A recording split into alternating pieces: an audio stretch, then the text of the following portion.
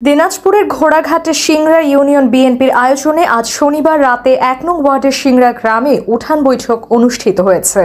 উঠান বৈঠকে বিএনপি ও তার অঙ্গ সহযোগী সংগঠনের নেতাকর্মী সহ সিংড়া গ্রামের লোকজন অংশ নেয়। এতে সিংড়া ইউনিয়ন বিএনপির সভাপতি কাজী মোজামের সভাপতিত্বে ও উপজেলা তাঁতি দলের আহ্বায়ক শামসাদুল হক রিপনের সঞ্চালনায় প্রধান অতিথি হিসেবে বক্তব্য রাখেন উপজেলা বিএনপির সভাপতি শাহ মোহাম্মদ শামীম হোসেন চৌধুরী।